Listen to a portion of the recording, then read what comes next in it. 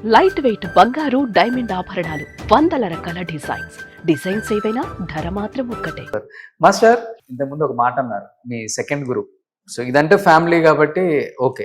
Second గురు తారా master industry మొత్తం లేచి salute కొట్టుకునే స్థాయికి తీసుకొచ్చింది ఇండస్ట్రీని. నిజంగా చెప్పాలంటే ఆ రోజుల్లో ఆమె చేసిన సాంగ్స్ అన్నీ ఇన్ని కాదు, ఆ ఇండస్ట్రీ ఈ ఇండస్ట్రీ అని తేడా లేకుండా కొన్ని వేల పాటలు.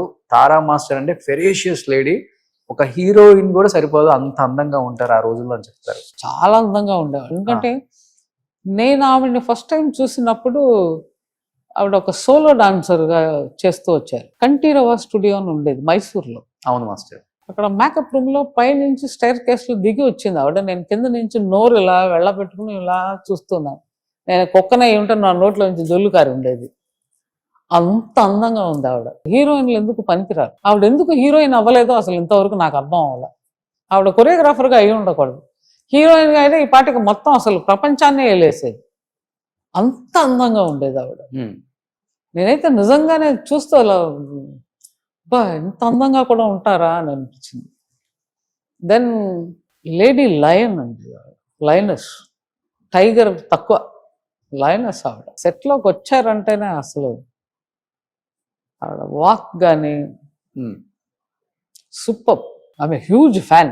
ఆవిడ చూసిన తర్వాత నేను యాక్చువల్గా బాంబేలో సరోజ్ ఖాన్ గారిని చూశాను. ఓకే. సో నేను ఎప్పుడు కంపేర్ చేస్తూ ఉండేదాన్ని. ఈవిడేం లేదు, మా మాస్టర్ గారు ఎక్కువ గొప్ప, ఈవిడ లేదు.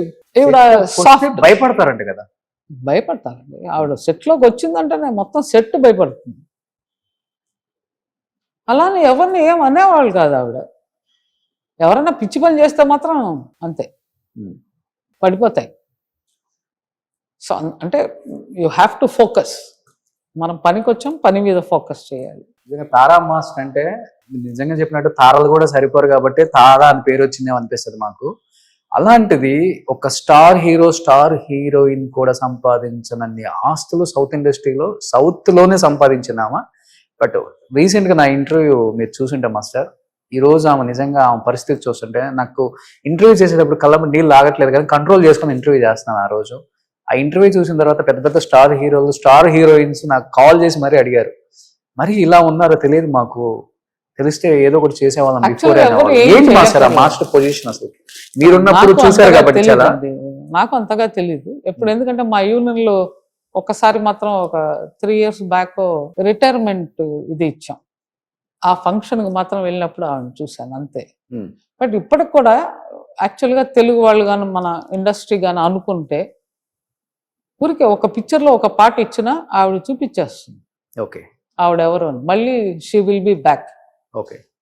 అంతేగాని ఆవిడ ఓల్డ్ అయిపోయింది అని అనుకున్న వాళ్ళు ఓల్డ్, ఆవిడ ఇంకా ఏం ఓల్డ్ అవ్వాల నాకు తెలిసి. She has that power. So industry కొంచెం ఒక్కొక్క పాట ఇస్తేనే చాలు, మళ్ళీ షీ విల్ బి బ్యాక్.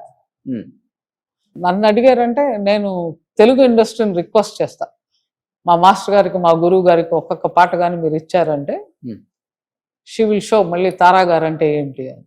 బాగా అనిపించిందా తారా మాస్టర్ అలా ఫైనాన్షియల్ గా ప్రాబ్లం లో ఉన్నారని తెలిసినప్పుడు? అది చేసుకోలేదు, గురువు కదా, తల్లిదండ్రుల కన్నా ఎక్కువ ప్రేమ గురువుల మీదే ఉంటుంది ఇండస్ట్రీలో ఉన్న ఆడవాళ్ళకి.